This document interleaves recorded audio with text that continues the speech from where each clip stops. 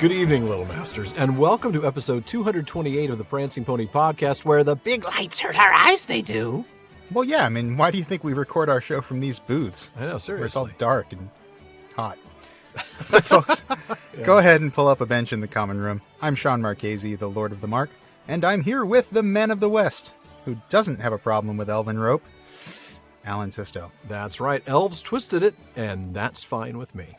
Folks, today we're going to wrap up the first chapter here in Book 4. That's the Taming of Sméagol, when Frodo and Sam finally get Gollum under a modicum of control and begin the next steps of their journey toward Mordor. Now, whether we like the new Sméagol more than the old Gollum is yet to be seen. Now, for those of you joining us for the first time, welcome. Here at the Prancing Pony podcast, we are reading and talking our way through Tolkien's stories of Middle-earth, a few pages at a time. We dive into the details, point out connections to other writings, talk about our favorite themes. But we also make sure we have a lot of fun along the way, so we're glad you've joined us. And we know you'll be glad you joined as well. But before we get into the chapter, it's time for one of our favorite intro segments, Meanwhile Elsewhere in Middle-earth.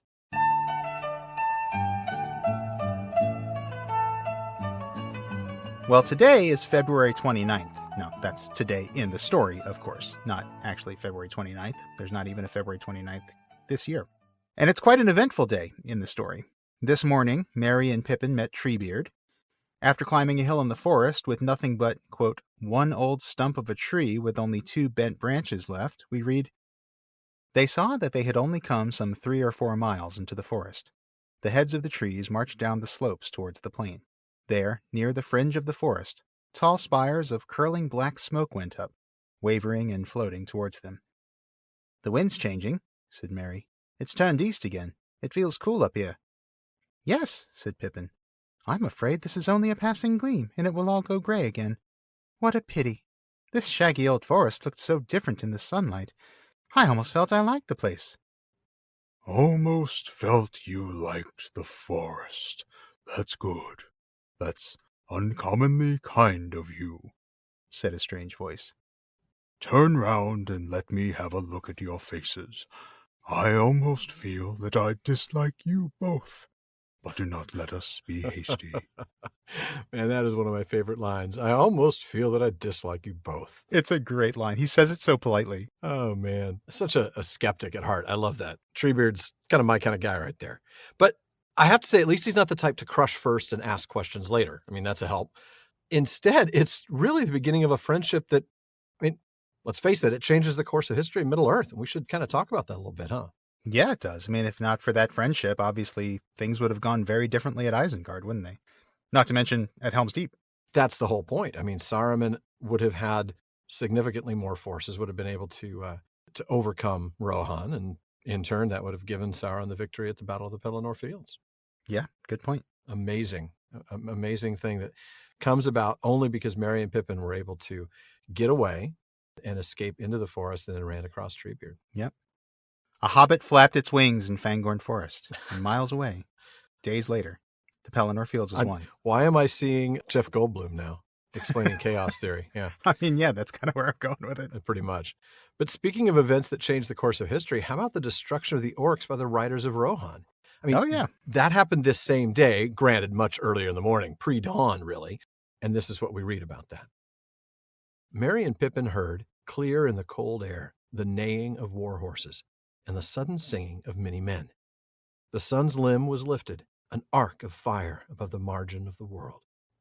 Then, with a great cry, the riders charged from the east. The red light gleamed on mail and spear.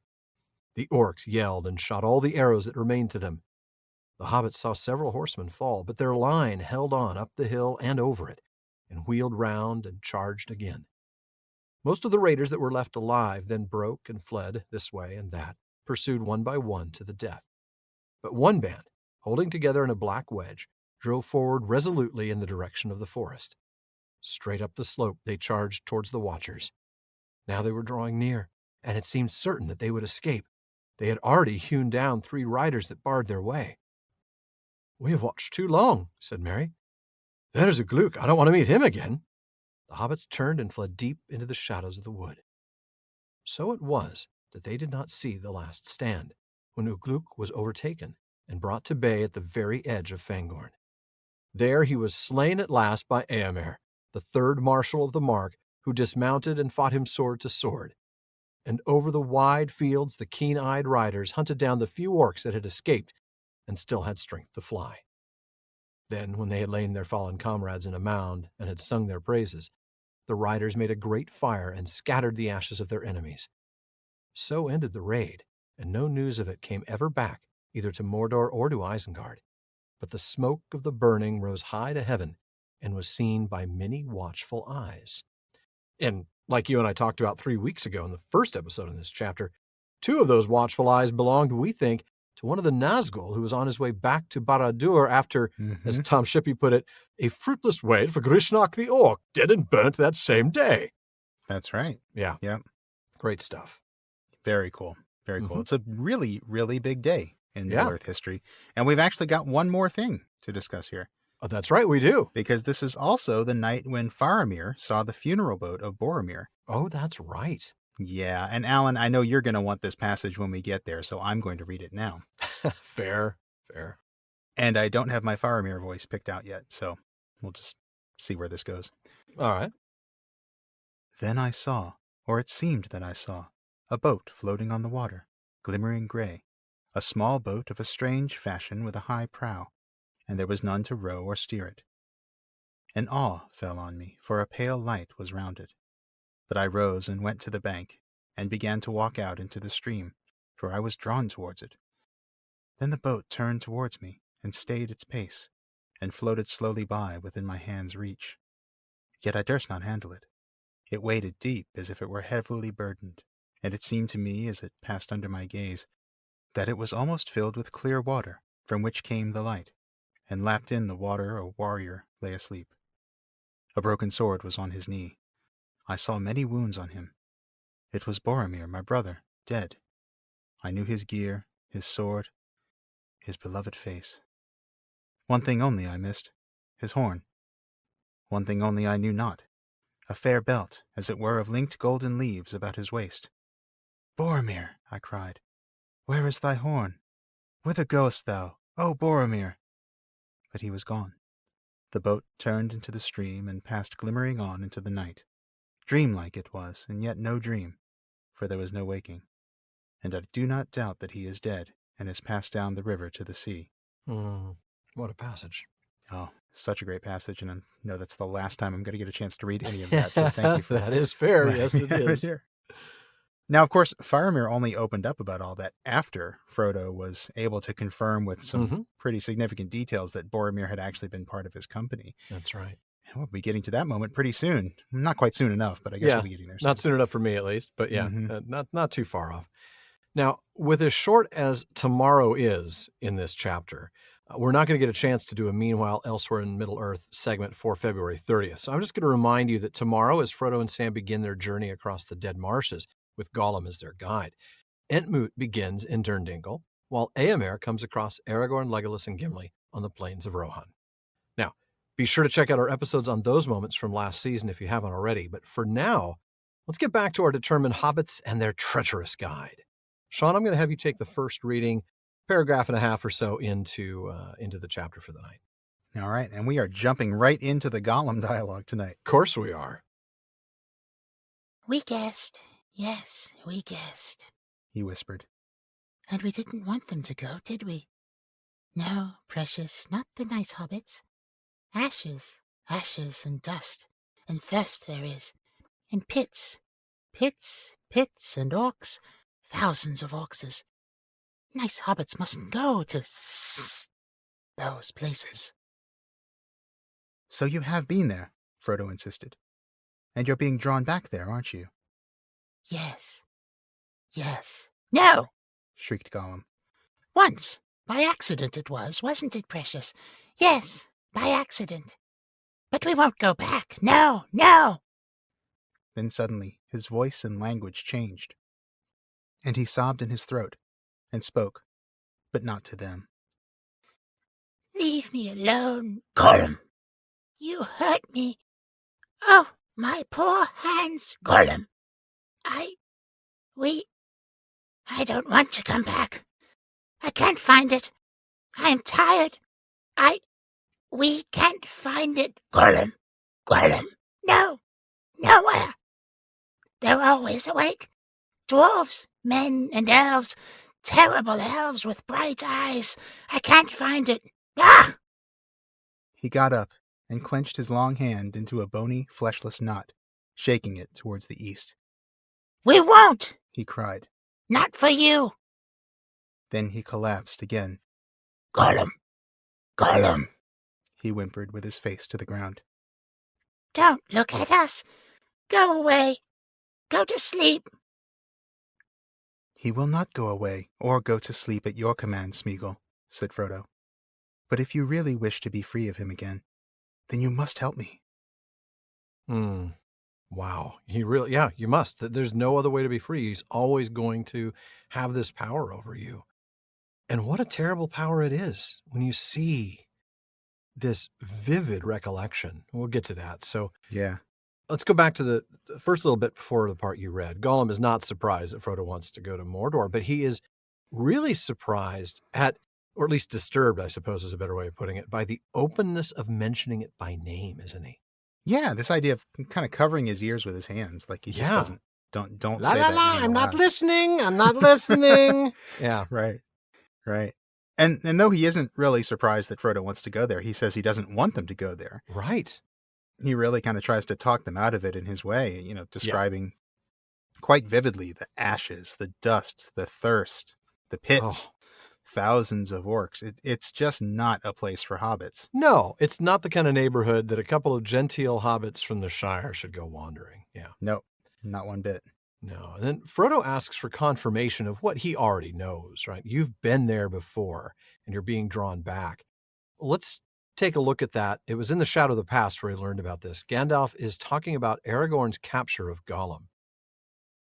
What he had been doing he would not say. He only wept and called us cruel, with many a Gollum in his throat. And when we pressed him, he whined and cringed, and rubbed his long hands, licking his fingers as if they pained him, as if he remembered some old torture. But I'm afraid there is no possible doubt. He had made his slow, sneaking way, step by step, mile by mile, south, down at last to the land of Mordor. And then, after explaining that Mordor draws all wicked things, and how Gollum would be open to the summons because of the ring, which is something we talked about in a recent bag segment, Gandalf adds, "Wretched fool. In that land he would learn much, too much for his comfort. And sooner or later, as he lurked and pried on the borders, he would be caught and taken for examination. That was the way of it, I fear. When he was found, he had already been there long and was on his way back, on some errand of mischief. But that does not matter much now. His worst mischief was done." Indeed it was. But in terms of actually answering Frodo's question, I have to say Gollum is less of a hobbit and more of an elf. He says both yes and no. Well, don't tell him that. He won't want to be compared to an elf.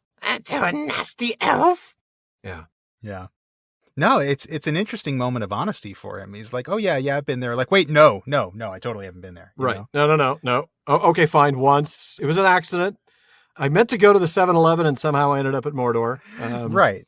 It was I just by accident. And then he reiterates that before saying, "No, dude, I'm totally not going back." He doesn't say it like that, but that's how I say it. Pretty much. No way, man. I'm not going back, dude. No Just way, don't bro. even ask, bro. You don't want to go there, man. It's terrible. No. But then we get that really, really deeply troubling recollection that I got to say you nailed it. I found myself kind of transported to that moment, and it was really hard to hear. Thank you. The deeply troubling recollection of this old torture, the examination that Gandalf referred to in the Shadow of the Past. We see that, or hear, I should say, the change in his voice and even in his language and the words that he uses. Not like he's suddenly speaking Old Gothic or anything like that. He's just Although that would be cool. changed the words he used. And then the sobbing, and you ache for him, and you start to really empathize, I think, as the reader with the torture that he endured. Yeah. Yeah, and he himself is transported as he's talking about this, because you suddenly hear him speaking to someone, but not to them anymore. That's right. He's speaking to Sauron at this point. Oh, yeah, he absolutely is. And then even though we're not told precisely what happened, we get a very clear implication of what was done to him. It's pain of some kind, but especially to his hands, to his fingers. And I think there may be a clue to that when Gandalf talks about him licking his fingers as if they pained him. I think there had to have been fire involved. Some sort of burning, perhaps, of his fingertips. I mean, just something terrible like that. Yeah. But yeah, this is a really brutal torture that he endured. Yeah. You really do feel for him. I mean, and Tolkien is a master at making you feel for this character and despise him sometimes in the same paragraph just because of the way he conveys the dialogue. I don't even know how he does it. It's just the words he uses or something, but you see these two sides of Gollum and Sméagol coming out in the dialogue, and you really do feel, especially for Sméagol. But then he gets into implying, what he did as a result, right? Oh, the search that he went on. The torture caused him to go ahead and agree to do something, right? Right, exactly. To go look for it. And he can't find it. He encountered dwarves, men, elves with bright eyes. I love that. We'll get back to that, won't we? There's another mention. Yeah, we will. The bright eyes, yeah. We will, yeah. And so he's saying, look, I've gone looking for it. I couldn't find it before. I'm not going to find it now. And then we see him change to defiance. He goes from, I can't find it to I won't. We won't find it. Yes. And then this collapse. And again, I think he's still talking to Sauron at this point, isn't he? Because he's shaking his fist towards the east. Right. And then he collapses again. And he's still kind of transported. He's still kind of talking to Sauron as he tells Sauron to go away and go to sleep. To sleep. Which is interesting. Yeah. Which isn't something he's going to do, but yeah. It's an interesting thing because, the idea of Sauron watching him with his eye, right? And, I kind of think that when Gollum says go to sleep, he wants that eye to close, right? He wants that eye to not be on him anymore. He feels Sauron's eye on him all the time. There's an interesting thing to note here, though, about the Sméagol-Gollum battle. As soon as he goes back into this recollection, it is Sméagol that comes to the fore, right? Look at the words he uses. Leave me alone. You hurt me. Oh, my poor hands. He has a little bit of a stumble when he says, I don't want to come back. Yeah. But then when that defiance comes, I thought this was really key. We won't. It is Gollum who comes back with that defiance. He's the one who fights like that. I think so. Yeah, I think so. And I think that I think that's him. I think that's the two halves of him inside his mind, struggle, fighting for who's going to speak. And we're going to see more of this I and we distinction later on in the chapter.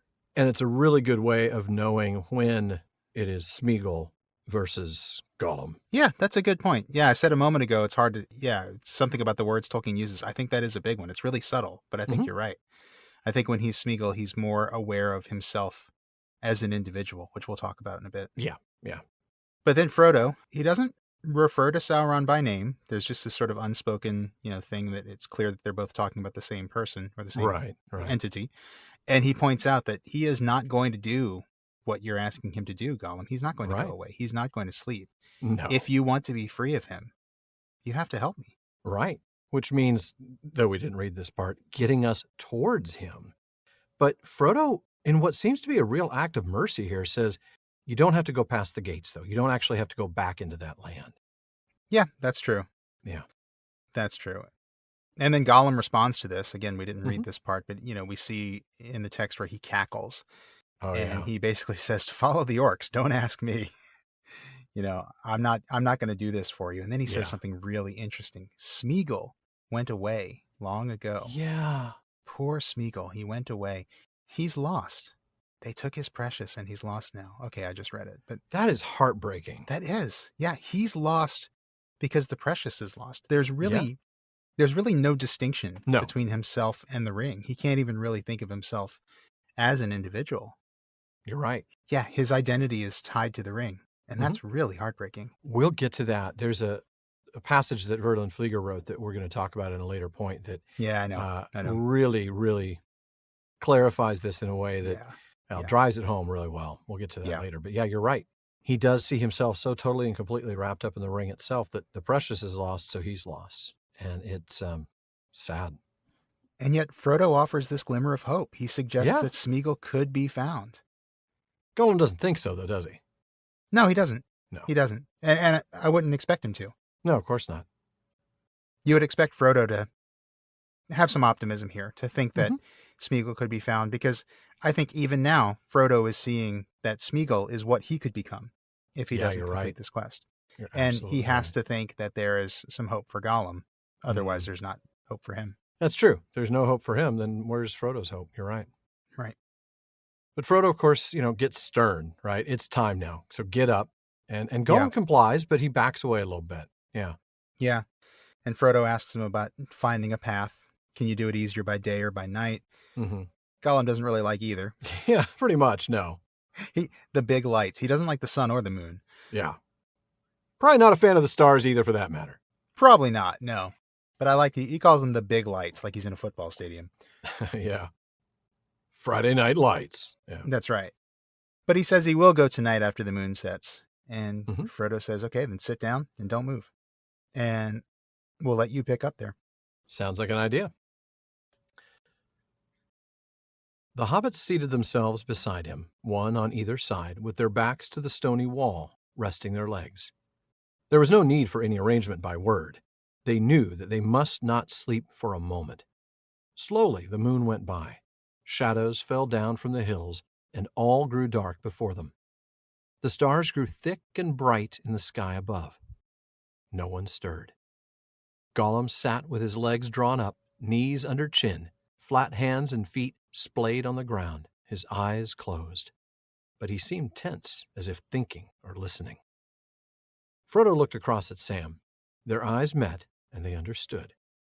They relaxed, leaning their heads back and shutting their eyes, or seeming to. Soon the sound of their soft breathing could be heard. Gollum's hands twitched a little. Hardly perceptibly, his head moved to the left and the right, and first one eye and then the other opened a slit. The hobbits made no sign. Suddenly, with startling agility and speed, straight off the ground with a jump like a grasshopper or a frog, Gollum bounded forward into the darkness. But that was just what Frodo and Sam had expected. Sam was on him before he had gone 2 paces after his spring. Frodo, coming behind, grabbed his leg and threw him. "Your rope might prove useful again, Sam," he said. All right. The attempted escape. Yeah, so at the beginning of that passage you read, Frodo and Sam sit down on either side of Gollum. Mhm. And once again, we get an unspoken agreement, this time between Frodo and Sam, that Oh, yeah. they will not be sleeping. They No, know better. we're not going to be actually dozing with No. this guy here. Not a chance. Nope. And so the evening passes slowly. Complete darkness eventually comes as the moon sets. And I just note Gollum's sitting position. It looks incredibly uncomfortable. He's sitting with his knees under his chin, but his hands and feet flat to the ground. That is interesting. Yeah. Isn't that? Yeah. Knees under his chin. Yeah. Okay, I'm imagining that. It's not comfortable. No, I it mean, doesn't seem comfortable yeah. to me. No, Yeah. He must have very flexible legs that's what I'm to thinking. be able to pull his knees in like that. Yeah. Yeah. But he's clearly planning something here. He's Oh, tense, as if exactly. thinking or listening. Frodo and Sam know this. Oh, of course. They know what to expect. And so they exchange glances and move to the next step of their unspoken plan. Execute plan, fake sleep. Yeah. Operation Trick Gollum. Yeah, exactly. They lean their heads back, shut their eyes, kinda. We've Yeah. all done this. A little soft breathing. Oh, we've all done this, right? I mean, when our kids try to wake us up early on the weekend, Yeah. totally Yep. faking it. Just leave me Yeah. alone. I'm going to pretend to be asleep for at least 5 minutes. Yeah. Yeah. And now Gollum's hands twitch a little bit. He Oh, glances yeah. to each side to check on the hobbits. And then he makes his move with this sudden burst. He jumps Oh. up into the darkness. I love that. But of course, Frodo and Sam expected exactly that. And so they were on him right away. And Frodo, hey, man, your rope. I'm glad you brought your rope because we're going to need it. Yeah. Oh, yeah. And fortunately, Sam actually remembers that he has the rope this time. Yeah, he hasn't forgotten again. Right. Exactly. No. And we'll get to that in a moment. We will indeed. For now, though, of course, Sean and I just want to welcome back once more Mythology Candles here to the PPP. We know that you really like their products, and we want to give you a deal on their new stuff, so take a listen. That's right. Mythology Candles, and that's with an IE, not a Y. They're on a quest to add adventure to everyday life through their unique scents. They're made with fantasy fans in mind, and each candle provides an atmospheric immersion, and is designed to set the scene for watching your favorite movie, reading a novel, or enjoying a game night with your friends. And for Tolkien lovers, they have a dedicated tale-inspired collection to drop you right into Middle-earth, with everything from the Ranger, smells like trodden leaves and war-beaten leather, to the cherry tobacco scent of Wizard's pipeweed, and the spicy cinnamon and sweet vanilla you'll find in Breeze Spice Market. And in a new limited edition this fall, Mythology Candles has released their Mystical Autumn collection, which draws on our favorite autumn folklore and mythology. From the werewolf-inspired scent Blood Moon Sky that smells like cherry wine and musk, which I cannot wait to try, to the spiced pie crust of Gaelic Feast, each scent is blended to be a portal in a jar, transporting you to another realm. Now, all Mythology Candles are handmade in the USA with eco-friendly coconut wax, crackling wooden wicks, and pure natural fragrances. So they're clean burning and pet friendly. And best of all, they have an exclusive discount code for Prancing Pony Podcast listeners to get 10% off their purchase. All you have to do is type in Gimli10, all one word, at checkout. That's Gimli10. So if you're looking for something extra to set the perfect atmosphere for your mood, check out Mythology Candles. That's mythology with an IE instead of a Y.com. Or find them on social media at Mythology Candles. Now, you know we're all about the books here at the Prancing Pony Podcast, so we're really excited to tell you about 4 Cats Boutique. That's the number 4 and Cats with a K. You see, if your book collections are like ours, you're going to want to check out Katie's store. That's right. 4 Cats Boutique has all the bookmarks you'll need, including lots of Tolkien-inspired ones. The Shire, Rivendell, The Fellowship, and many more. And you can even request a custom bookmark design if there's something special that you'd like. Now, these beautifully crafted bookmarks are made in Canada, but they can ship any place you're listening from. And that isn't all that 4 Cats Boutique offers. They also have full-size prints, coloring books, digital prints, handcrafted earrings, and plenty of Tolkien-inspired collections. So if you want some excellent new bookmarks or other handmade Tolkien-inspired art from Katie, head over to etsy.com/shop/4catsboutique. That's the number 4 and cats with a K, like Khazad-dûm or Kamul. Though I'm not sure the Nazgul get much reading done these days. No, probably not. 4 Cats Boutique on Etsy.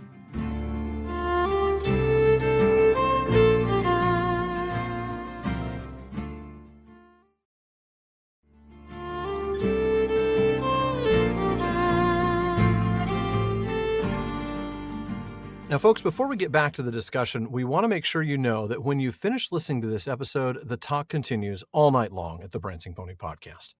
That's right. Our beloved listener community keeps the conversation going in all of our social media spaces, from our common room on Facebook to our Reddit community, Twitter, and more.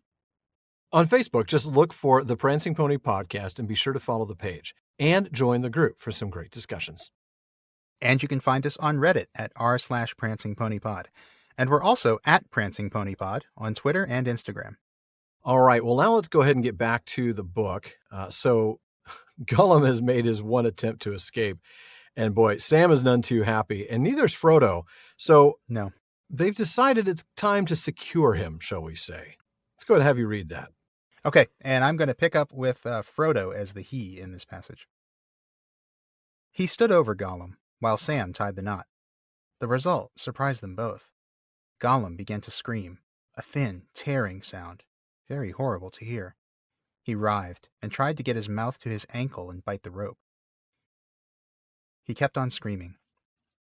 At last, Frodo was convinced that he really was in pain, but it could not be from the knot. He examined it and found that it was not too tight, indeed hardly tight enough. Sam was gentler than his words.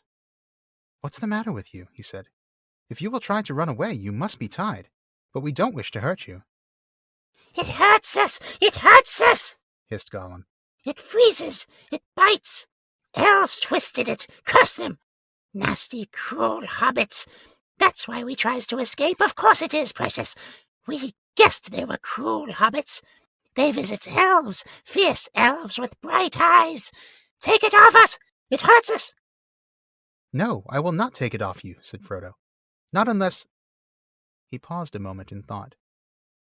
"Not unless there is any promise you can make that I can trust." What promise could he make that Frodo can trust? Not to throttle them, maybe? No, you can't trust that one. No, can't trust that. Can't trust that. Okay, now, here's the thing, folks. I want to let y'all know that we've skipped some passages here and there. We've read shorter passages for this and the previous sections. and really the last 2 episodes in many ways, so that we can read the rest of this chapter because we it's did. that good. Yeah. Yeah, we did. Yeah. You're welcome, folks. Mm-hmm. So yeah, Sam joyfully, I think, gets out the rope and growls at Gollum. Oh, you And this want is the actually, rope? I'm happy to get Yeah. that out. Absolutely. Yeah. This is before the passage that I read. He growls at Gollum. He suggests that he would turn them over to the orcs. Well, not just to the orcs, to his orc friends. Yeah, that's a little harsh. I don't think he's actually friends with these creatures. I mean, I don't think so. No. No. This is pretty harsh all around. I mean, It is. Sam is harsh, right? He calls him nasty and treacherous and then suggests he should be hung. yeah, Brutal. Let's be really clear. that is here. pretty intense. I mean, we talked about the fact that Sam Right. No he pity. just has no pity, no time for this guy. No, he's done. And Gollum, I think, knows better than to try to kind of talk back to Sam at this point. He's still and silent, but he sure does give him the look, doesn't he? Yeah, he does. Yeah. And Frodo, of course, as we would expect, his response is a bit more measured. He's not Yeah. going so far as to say that Gollum should be hung, but No. we need this rope because we need a way to hold him. Right. So he says, don't tie his arms or his legs, just secure one ankle and hold it like a leash. I mean, he's not really going to be able to move around with his arms or legs tied. Yeah, now that leash analogy really is an apt one. We're going to see more dog references shortly, so kind of hold on to that thought. That's right, we are. Yeah. And so while Frodo's standing over him, this is where I started reading. Frodo's standing over him and Sam ties the knot on Gollum's ankle, and the result is not what you would expect. No. I mean, he screams, and it is an awful, awful sound. Gollum's screaming is clearly not something you want to have to listen to. It's thin and tearing. It must be ear-piercingly painful. Yeah. And then he writhes, and he starts trying to bite the rope. I mean, he's doing anything he can Yeah. to get it off of him. Yeah. Yeah. And while at first it's unclear whether Frodo thinks that he's faking or not, he eventually does believe him. He actually believes eventually. That that's Gollum's true, being right. sincere here. He's like, all right, let's see what's going on. He actually You're right. takes a At look. last, Frodo was convinced. Mhm. Yeah. Yeah. And that's when he discovers that it's not the knot. Sorry, that it isn't the knot. Not trying to be punny there. You cannot not. Right. You cannot I cannot. about the knot. I know you cannot. So Sam, the whole point is that despite his harsh words, he hadn't really tied it very tight. So Frodo asks him, look, what is the problem? You got to understand, if you're going to run away like that, we have to secure you in some way. Yeah. And then he adds, I guess unnecessarily, but kindly, he adds, we don't wish to hurt you. Oh, that's true. Yeah, you're right. He doesn't have to include that. And I don't think Sam would have included that. Sam certainly wouldn't have included that. I do love, you mentioned this, I do love that Sam didn't tie the rope very tight, though. Speaks to some essential goodness, some compassion there, even though he won't speak it out loud. And also perhaps knowing that Frodo would just make him loosen it a little bit. Maybe just, Frodo's not going to let me have any fun. Right. I'm not going to get to do what I want and tie this tight enough to make his foot fall off in 3 days. So you're saying it's not so much compassion as resignation? Quite possibly. Yeah. Resignation. That kind of describes a lot, doesn't it? Yeah. Yeah, it does. So Gollum explains is probably the wrong word. He hisses that the problem is the rope, right? It freezes and it bites because it was made by the elves. I should say, as he puts it, twisted by the elves. Yeah. Now, why do you think the Elvish rope has this effect on Gollum? I don't know. I mean, maybe because it's pure and clean and he's, corrupted, to put it mildly. Maybe. I mean, maybe it's just like he's so evil and it's, like you said, pure and clean. I mean, it reminds me a little bit. I know this is like apples and oranges or mountain and molehill, but it reminds me a little bit of the Hallowing of the Silmarils by Varda. Oh, wow. Yeah, on a much smaller scale. You're right. Exactly, yeah. But, we're told in a Silmarillion that she hallowed them so that hands unclean nor anything of evil will might touch them, but it was scorched and withered. Yeah, this is very different, but of course, I suppose there's some similarities, huh? Could be. I mean, we don't know for sure. I mean, obviously, I don't think Elvish rope is hallowed, but maybe because it was something that has been made by the elves, and because the elves have a connection to nature, they have an essential magia, they have a connection back to the Valar. And remember, that's the thing. It's the essential magia, right? We saw that the rope does have power when it helped to dispel the blindness that Frodo was experiencing, and then that it also came when called, which is quite the talent, I have to say. Quite, yeah. Does have some very interesting magical traits, yeah. Absolutely. And that's because the elves, they would say that it's not magic. Right. But let's be clear. They made it, so it's magic. Yeah, exactly. They would just say, well, this is rope. We made it. This is Right. how we make rope. When we make rope, it does this. That's right. Doesn't your rope do this? No, Yeah, it I'm doesn't. surprised your rope's not capable of this. I didn't Right. know that. Yeah. But yeah, to somebody like Gollum, especially somebody who's so corrupted, as you said, and so far gone at this point. Yeah. Yeah. Maybe it does hurt him just because it was made by elves. That's Yeah. fascinating.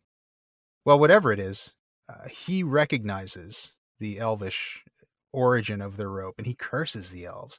And then he accuses the hobbits of being nasty and cruel. You know, this is classic guilt by association. Like you guys hung out with elves and you got this stuff. Right. You've got elvish cooties all over this rope, man. Right. Yeah. And he uses that as his attempt to escape because of their cruelty. Right. Like, you're so cruel, I have the moral right to leave you. Yeah.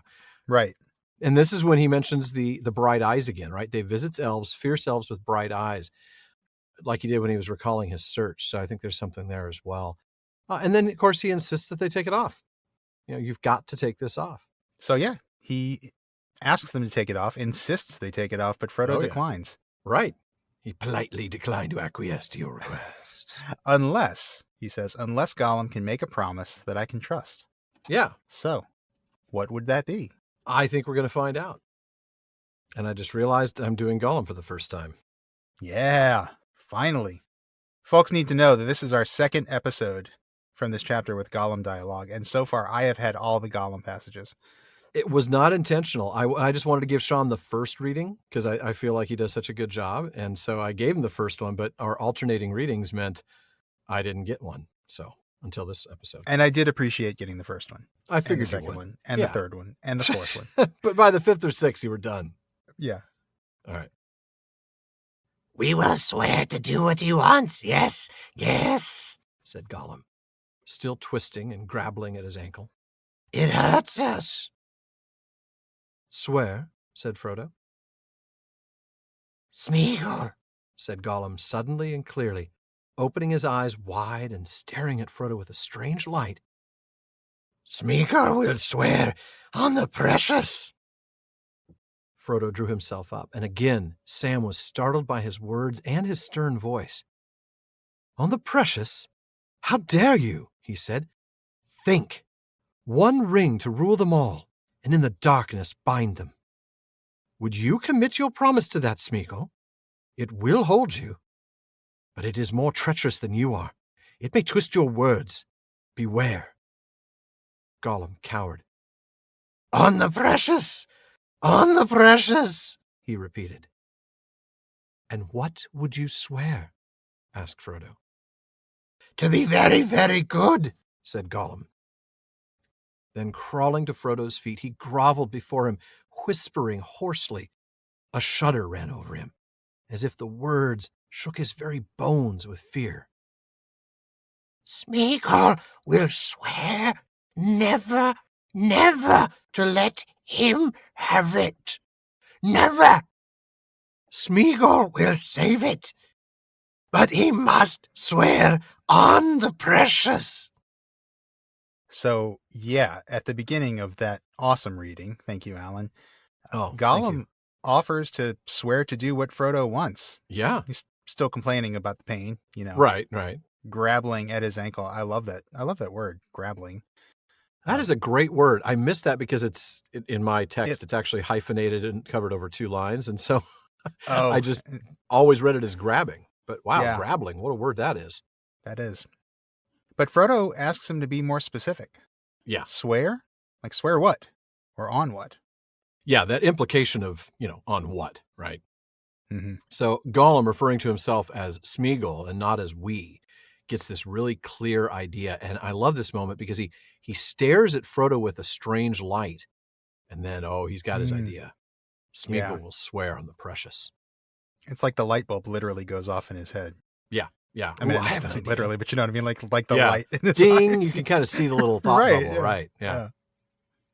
So Frodo draws himself up, and even Sam is startled by both his words and the stern voice that he uses here. Yeah. And this is this is interesting for Frodo. He chastises Gollum. He says, "How dare you?" Oh, yeah. And then he reminds him, what he's swearing on with, a line of the ring verse. One Yeah. ring to rule them all, and in the darkness bind them. Bind them, right? And Think, he says. Yeah, think. Don't do that, Yeah. willy-nilly, as you might say. Right. Yeah, he warns him. You promise to that, man, it is going to hold you. It is more treacherous than you. And, Wow. he's acknowledging at that point that you are treacherous. Yeah. Gollum will swear on the precious, but the question is to do what? Right. And he says to be very, very good. Never to let Sauron have it. Yeah, never, ever to let him have it. Him with a capital H.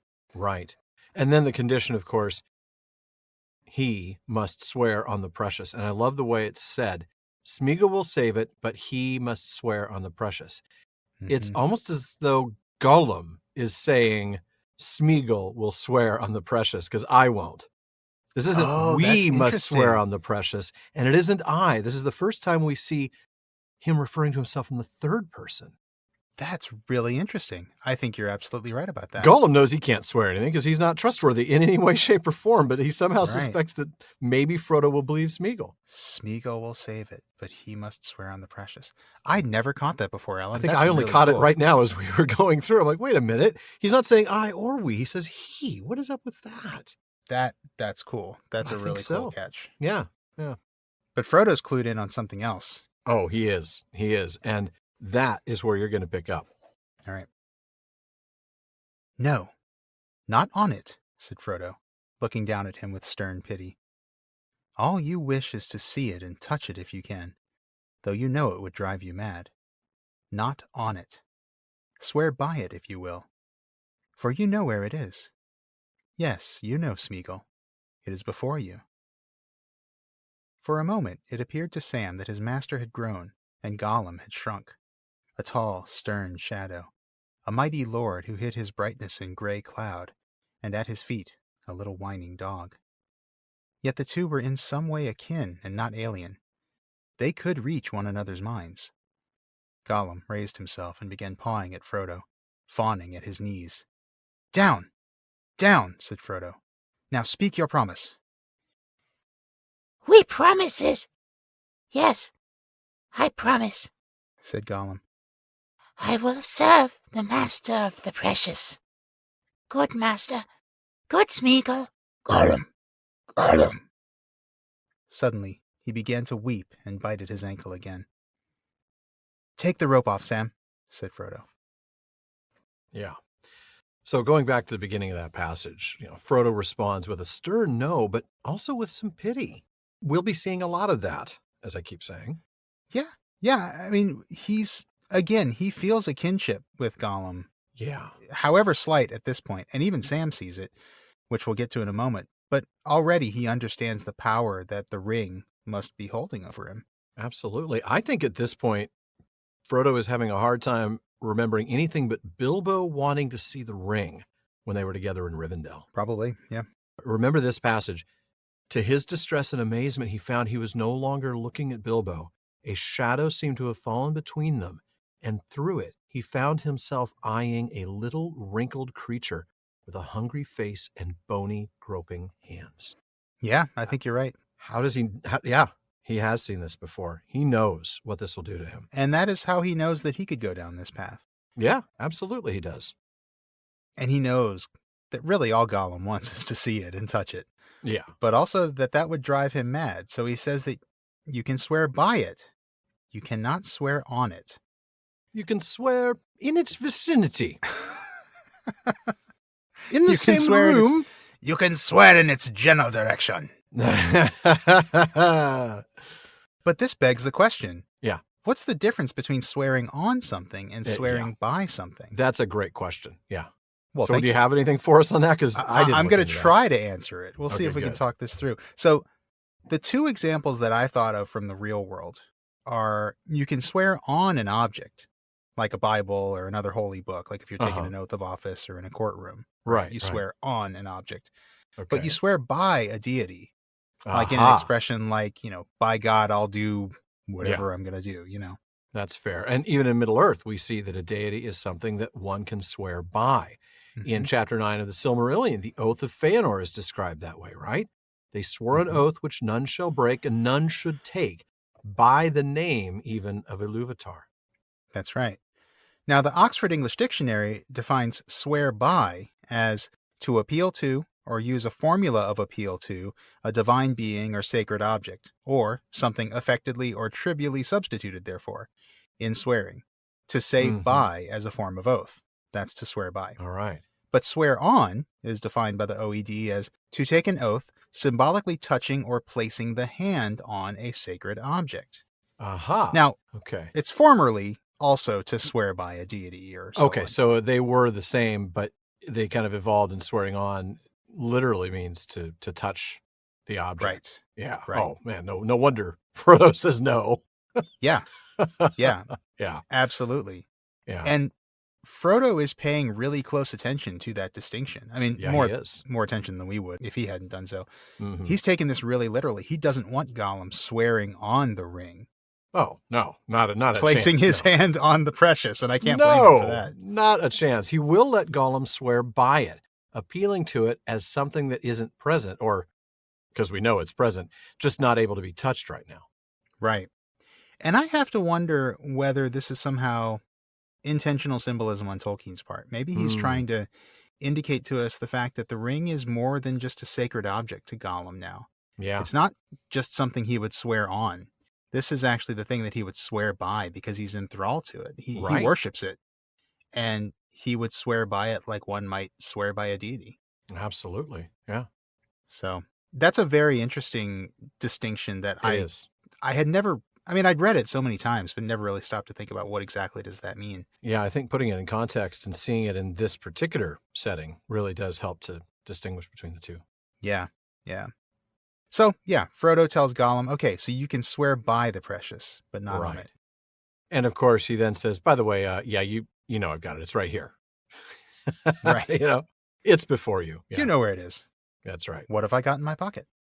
Oh, that would have been cruel. Oh, not that again. I know the answer this time. String on nothing. Oh, dang it. Not again. I did it again. Oh, you said the word. What? I didn't say it. Oh, you said it again. All right. So now we get this moment that we've talked about a couple of times already. At least, this yeah, moment yeah. where Sam sees Frodo groan and Gollum shrunk. Let's talk That's about this right. a little bit. Yeah. I mean, Frodo is now seen as a mighty lord and Gollum as a little whining dog. And remember, we talked earlier about the leash and this dog imagery. We're going to get more of that here, right? We get him pawing and fawning at his knees. And in a little bit, we're going to see his actions described like a whipped cur whose master has patted it. And a cur, by the way, is a mongrel or worthless dog. Right. Yeah. And we'll even get a very clear simile when Gollum takes a few steps away and looked back inquiringly, like a dog inviting them for a walk. That's right. But, back to Frodo. Despite this dog-like nature of Gollum, we read something earlier in this passage right here that they are akin and not alien. They could reach one another's minds. In part, one supposes they're akin because maybe they're both of hobbit kind, but really that doesn't fit because so is Sam, and he's clearly not akin to Gollum. No, there's no The tie connection. is the burden of the ring, isn't it? Yeah, it is. And this is where we've hinted at this a couple of times already in this episode. Yeah. Hammond and Skull pointed us to some really insightful stuff from Verlin Flieger on this connection between Frodo and Gollum. In Splintered Light, she comments that while Frodo is outwardly journeying to Mordor, his inner journey is into his own darkness, where he must meet and acknowledge his unadmitted self, that Grendel-like prowled in the wilderness of the psyche that Jung calls the shadow. In Frodo's case, the shadow is personified in Gollum, who embodies with horrible and pitiable clarity the darkness that the ring evokes. Gollum is a brilliantly realized character, a double self of I and we, of slinker and stinker. He is Frodo turned inside out.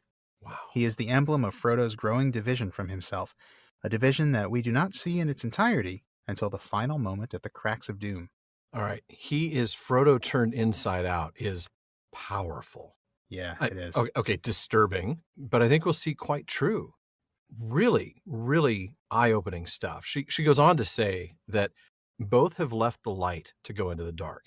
Frodo reluctantly, Gollum by free choice. And Frodo, who at first rejected indignantly the notion that Gollum could be in any way connected with hobbits, comes at last by way of his own journey into darkness to see Gollum clearly, to recognize the Gollum in himself, and to pity the external creature. The two are one another's self and other, but it is the mark of Frodo's greater humanity that only he can recognize and acknowledge this. Wow. Only he's got that insight. Yeah. Yeah. That's awesome stuff. And I think it's safe to say that we'll be coming back to these passages from Flieger later on this season as we see these truths played out. I know she's got quite a bit of stuff on Frodo in that book. And yeah I think it's going to be really good stuff to come back to. I want to come back to it, if nothing else, for the line, and to pity the external creature. I can keep hearing Mr. T in my head. I pity the external creature. No. I pity the external creature. No. Ferlin deserves better than that. Yes, she does. I also could not help but imagine the scene from Galaxy Quest when we talked about he's Frodo turned inside out. I was imagining that transporter incident. And he exploded. Oh, that was great stuff. Man, I missed that movie. All right. So after this, of course, Frodo orders Gollum to speak his promise. And that's exactly what he does. He does. He promises to serve the master of the precious. Okay, am I the only one here who thinks that is way too vague? No, way of course too not, vague. Because it's intentionally way too vague. That's the I'll point. serve the master of the precious. Yeah. Yes, that's who I'll serve. That's one of those bits of subtext that's basically just text. It's exactly. It's right if there. we boil out all the stuff that doesn't say anything, he just promised nothing. Right. Yeah. Yeah. Serve the master of the precious. Like, whoa, what master What does are you that mean? talking about? Never Right. mind. We'll sort it out later. That's exactly right. And then he does his sort of, we're all good, right? Good master, good Sméagol. We're all good here, you know? And then starts to weep again, and he's clearly drawing attention to the rope. He's biting at his ankle again. Just stop biting your ankle. That's not good for your ankle or your teeth. No. All 6 of them. But he really wants this rope off. Yeah, he does. He does. And Frodo obliges. He says, okay, Sam, take off the rope. Boy, Sam's not too pleased about that. And I'm going to go ahead and read the rest of the chapter here. All right. Reluctantly, Sam obeyed. At once, Gollum got up and began prancing about like a whipped cur whose master has patted it. From that moment, a change, which lasted for some time, came over him. He spoke with less hissing and whining, and he spoke to his companions direct, not to his precious self.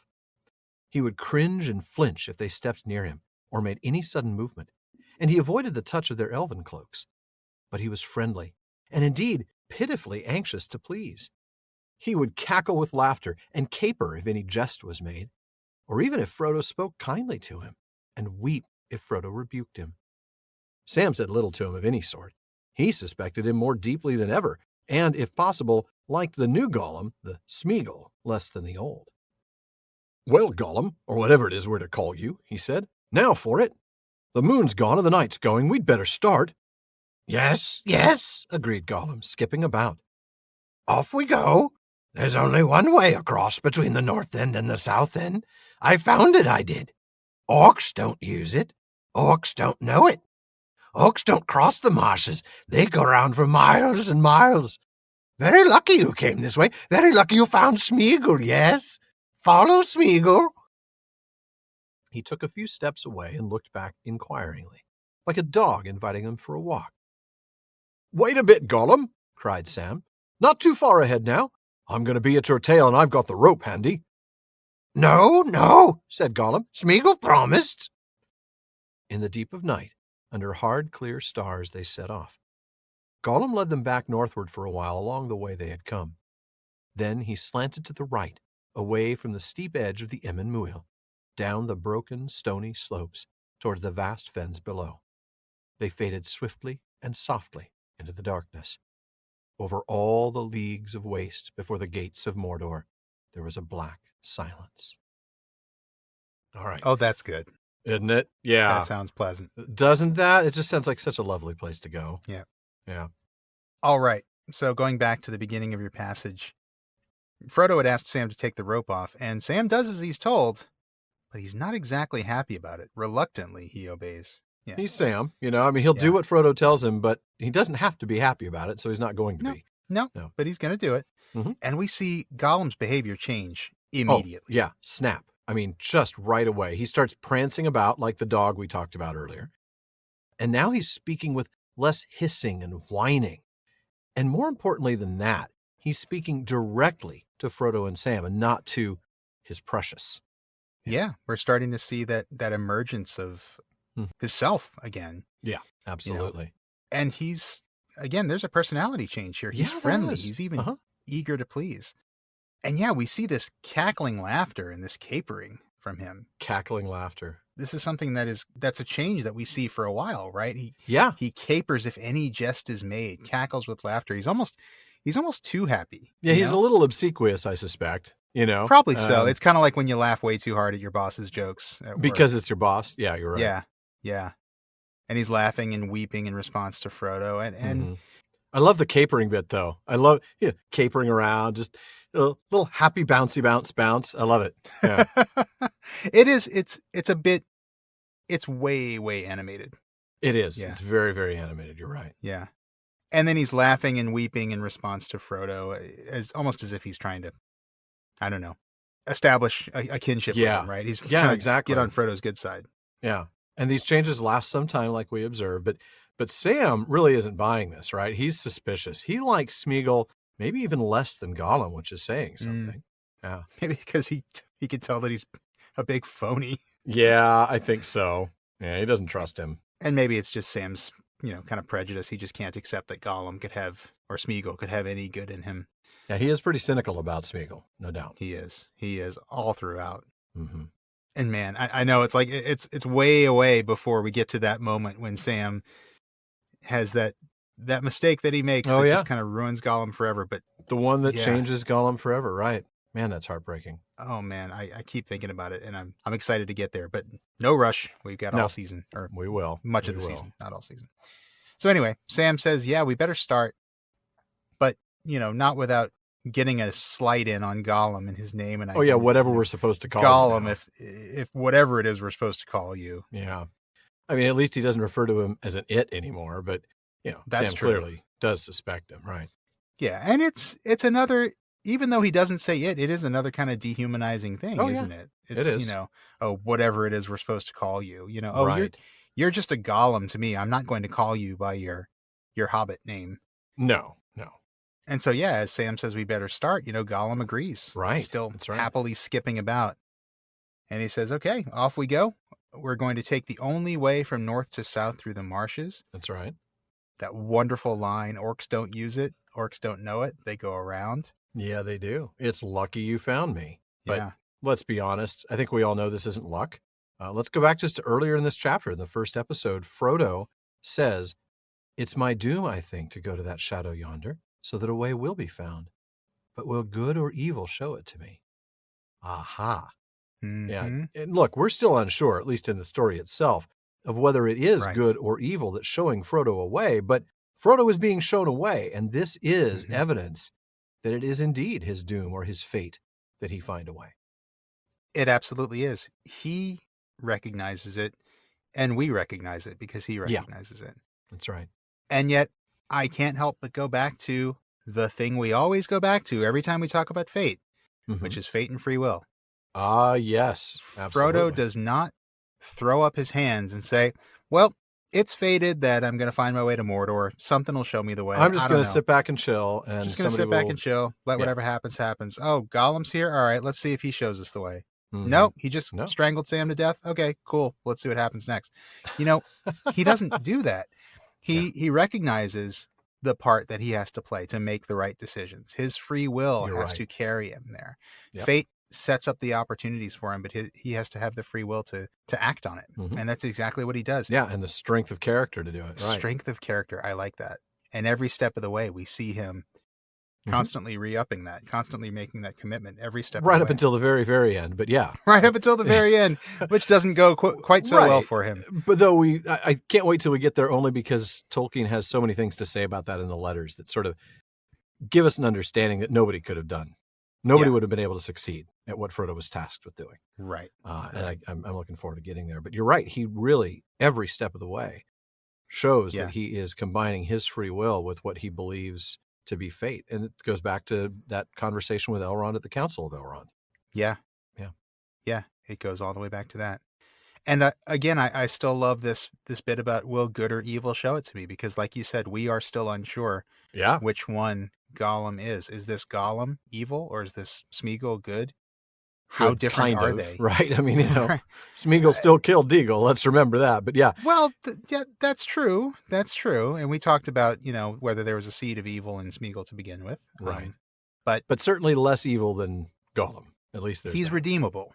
Yes. That is so key. Gollum is less human than Sméagol is. Yeah. And it's like we will never know for sure. Sometimes we don't know for sure which one is talking. Now, as we've observed earlier in this episode, you can key in on certain words that Tolkien uses, and you can tell who's talking. But it's not always clear, and I think it's not always clear to anyone which Gollum you're going to get. Is it Gollum or Sméagol? No. Good point. So, I love the ambiguity. I think it's wonderful, and I think it's such a great reflection on Frodo as a character. It is. Because we see Frodo split between, these two halves of himself as well. And I just think it's such a wonderful thing that I associate it with later in this book. And it's only as we're going through it with the Prancing Pony podcast that I'm seeing like it is here right at the very beginning of this book. Yeah, it really is. Cool. From the beginning of their encounters with Gollum, we see this back and forth, this ambiguity. And I think we're going to have a lot to say about that in these next few chapters. So anyway, back to the text. Sam calls out for Gollum to wait and not get too far ahead. Right. Threatens him again with the rope. I'm a slow, fat hobbit. I'm not going to be able to catch you. Right. Yeah. Threatens him again with the rope because, of course. Why not? Well, when you've got a hammer, everything's a nail. Yeah. And when you've got a rope and a Gollum handy, everything's a neck waiting to be hung. Exactly. Everything's a noose. But Gollum, and notice the narrator still refers to him as Gollum. And we talked about that, I think, last time. Yeah. Gollum said, no, Sméagol promised. I love that. Yeah. I'm good. No, said fam. Gollum. Yeah. Sméagol promised. Yeah. The narrator's very clear. Yeah. And the narrator, I think we determined the narrator does generally refer to him as Gollum. I don't think the narrator ever refers to him as Sméagol. But I do think that this is another one of those things that you were talking about earlier, where it's Gollum talking, but he's talking about the promise that Sméagol made. Yeah. And that's the point. Yep. So then they set off, right? Yeah. And Gollum leads them to the north for a bit. And then the narrator tells us that then they go away from the Amon Muil to the marshes, and they fade into darkness and silence. That's right.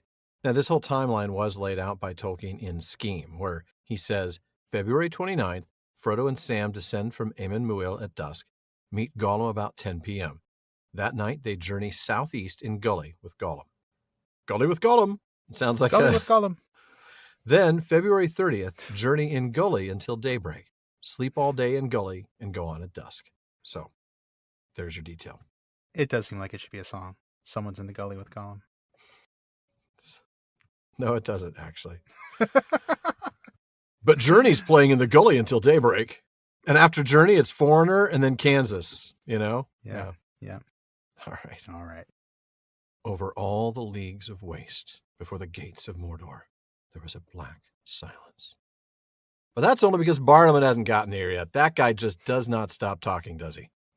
No, he doesn't. But at least he delivers the mail, usually. And speaking of Bartleman, our own Bartleman, Becca D. in Tishomingo, Oklahoma, asked us an interesting and fun speculative question. She said, if you could pick any hero, elf or man, from the first age to help out at the Battle of Helm's Deep, who would it be and why? Man, that's a hard question. I mean, there's so many incredible heroes to consider. You've got Finrod, Fingon, Turgon, Beren, Turin, Beleg, at least a dozen others. And it's nearly impossible to pick just one. I suppose it's probably cheating to say Luthien because she's half Maya. The question is specifically elf or man. I think she still qualifies as an elf. I can Do go you? for I don't Luthien. know. Yeah. She's half Maya, though. I mean, if it was open to anybody, then I'd go with Tulkas. Because, I mean, really, why wouldn't you at that point? He'd be a good one to have handy. Yeah, but with that limitation in place, if it's got to be elf or man, I think you're not going to be surprised when I say this because his name was not included in that earlier list. Hurin. The Battle of Helm's Deep is itself a real Aure Intulova moment. And, we talked about that at the time. His determination to stand and fight, combined with his ability to do so pretty effectively, would make him the one I'd want at Helm's Deep. Let those Uruk-hai up on the battlements. He's just going to wield his axe two-handed, crying, "Day shall come again," over and over, while slaying them by the dozens. Absolutely. He would put Gimli and Legolas to shame. He he would beat both their numbers together. I got 40. I got 41. I got 312. Right. Yeah. Oh, who let that guy in? I like him. That's right. That's right. I mean, you hit on this. Any of the heroes from the first age would have made short work of the Uruk-hai. Oh, I mean, yeah. That's kind of the point of an age of heroes. That's fair. That everybody's that is fair. hero. Yeah. And, Tolkien's world is a world in decline. People do not have the strength and the valor that they had in the first age. So, I mean, elf number 12 at the Near Ninth Arnor. Yeah, you're right. Probably do something pretty amazing in Helm's Deep. Finduilas could probably do something mighty at Helm's Deep. Finduilas could probably do something pretty amazing, yeah. But I know that's not the answer Becca wants, so let me try a little harder than that. Obviously, Earendil's going to be high up on my list, right? I'm surprised. I know, I'm sure you're shocked. I mean, come on. Not only has he slain a very large dragon. Fair. Okay, not as large as some of the pictures make him, but very large. Well, yeah, he's not planet-sized, no. But Earendil is. Darn it, he's Venus. Let's not forget that. But, he could also show up and turn the lights on well before sunrise and before Gandalf and Erkenbrand get there. So I think that would be pretty handy. But that's also kind of an easy one. So I should probably try a little harder than that one even. Okay. How about Glorfindel? That's fair. That was a close one. I admit he crossed my mind as well. Yeah. I mean, he dispatched a Balrog to protect Eärendil and his family as they were fleeing the sack of Gondolin. Yeah. He'd definitely be handy at Helm's Deep. I mean, killed a Balrog. Yeah, he's more the guy you want against the boss, and Hurin's the guy you want against all the mobs. Against all those other guys. Right, yeah. Yeah. He's like Fezzik, who can fight like a whole bunch of people at once. Yes, yeah. And Glorfindel's Inigo Montoya, who's going to do the with finesse the sword, work, the taking duel. on the best fighter. Yeah, that's right, fair. Exactly, exactly. Now, of course, since Glorfindel was around in the Third Age, he's the one hero of the First Age who could have actually been at Helm's Deep. That's fair. And come on, think of it. How cool would it be to have Glorfindel show up at Helm's Deep? Oh, yeah. Maybe right before the battle, possibly at the head of a battalion of Elvish archers. I bring word from Elrond of No, it still does not work for me, Sean. I just had to try. I had to see. I know. Come on, there's got to be a way that you can get on board with elves. Man, there are so many. I mean, I'm just thinking of all the great people that would be phenomenal. Maybe we could answer this question. Who do we not want? I'll go with Eöl. I wouldn't want Eöl.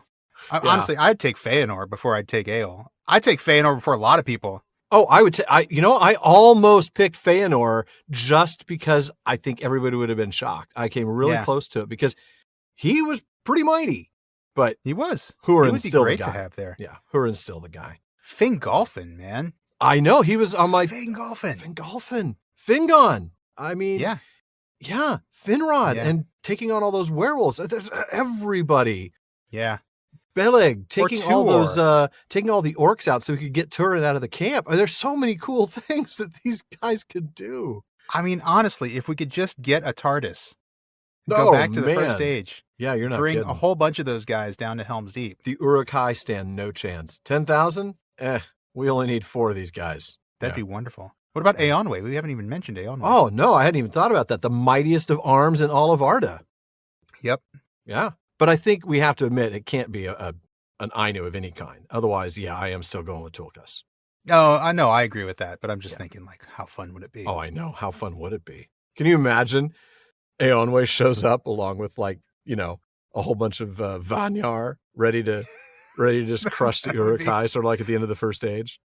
That would be kind of amazing. That would be. Just have them just step out of the TARDIS. Oh, or man. the That's Bill and awesome. Ted phone booth, just here we are. That's right. Well, moving on, because we have to. James W. in Dayton, Ohio asks another fun question. He says, I'm still catching up, but I just finished the Treebeard episodes where Sean and Alan referred to the Ents as the Avengers. Now, that got me thinking. So, purely for the fun of it, if you were to pull the MCU into Middle-earth, which Avengers would match up to Lord of the Rings characters? Treebeard being the Hulk seems like a good start, but what else? And he suggests Doctor Strange is Elrond, mystical, magical. Iron Man is Celeborn, egotistical, slightly offensive. Black Widow is Eowyn, an independent, strong fighter. Thanos is Sauron, too easy. And Loki is Sméagol. Is he a good guy or is he a bad guy? And he wraps up by saying he'd like to know our matchups. So, Sean, you're more the expert of the MCU than I am. I've got some things I can pitch in, but this is kind of your question. Oh, man. This is a fun question. I have to admit, you're giving me too much credit. I can't claim to be an expert on the MCU. I have seen all the movies at least once, and some of them a lot of times. Okay. But there are definitely people I know who could, talk circles around the MCU. But I think I can do this. That's fair. You'll be able to talk circles around me, though, so I'm going to default to you. So let's do what we can with what we've got. I'm going to start with Nick Fury as Gandalf. He's the wise counselor that the Avengers really ought to listen to more. Now, I think it would be pretty cool to see Samuel L. Jackson dressed as Gandalf, too. So, yeah, absolutely. Yeah. I actually would make Iron Man Aragorn. First of all, I think he needs a higher profile than Celeborn. Celeborn is such a side character. Celeborn is a side character. He's a side character to a side character, really. I mean, Galadriel exactly. Is only on stage for a short moment. Yeah, Celeborn's just, Yeah. So I think Iron Man is Aragorn. He's haughty. I can buy that. He's aristocratic, but he's still a little rough around the edges. Yeah, he's going to offend people. That's for sure. They both got vices. Aragorn smokes. Tony Stark drinks. So yeah, that's fair. Captain America, I think, is probably Legolas, just because he's way older than he looks. Really? I know enough to say that's probably Hawkeye, just because of the because of the bow thing. Yeah, but I don't maybe. know. I mean, I think Captain America's Legolas because he's older than he looks. He can't really relate to anybody around He's him. older than he looks. That's great. I love it. Yeah, it's brilliant. And he's just way too squeaky clean for anybody to really be friends with him. I don't know. Maybe I you know me, I love Faramir, and Captain America is like the only movie I've seen more than once. So I'm going to put Faramir as Captain America. He's just sort of this all-around good guy, right? Faramir does have a Captain America quality to him. He does. I could get there. Almost too good to be true. Yeah. I could get there. Yeah. Hulk, though, I can't make the Hulk Treebeard. I gotta say Hulk is Gimli, and I'm sorry, James. Oh yeah, that's like a non-negotiable for me. Hulk is Gimli. Oh, certainly. I mean, and if you don't believe me, just start insulting Galadriel and see how you quickly get to Gimli smash. Yeah. Also, Treebeard is totally Groot. I'm sorry. Oh, that's fair. Okay, a really, really big Groot, but yeah, a really, really big Groot. I love that. That's awesome. I can go with that. Let's see. While we're still on the Fellowship, I think that leaves us with maybe Thor as Boromir. Okay, I can take that. Sort of a bro, sort of a yeah. They're both bros. They both kind of talk a little funny, right? Because doesn't Boromir speak strangely? He does. You're right. He does speak strangely. Yeah. They both got brothers with dark hair. Oh, yeah. Not that I'm gonna say Faramir is Loki. No. I mean, I might have said Faramir is Heimdall, but you made a pretty good case for Captain America. Okay, yeah, I think so. But what about the Hobbits? You haven't done any of the Hobbits yet. Yeah, the Hobbits are hard. I've actually thought about this one quite a lot, and it's really hard to find Hobbit analogs in the MCU. I think I could go with Pippin as Star-Lord. Because he's the jokester.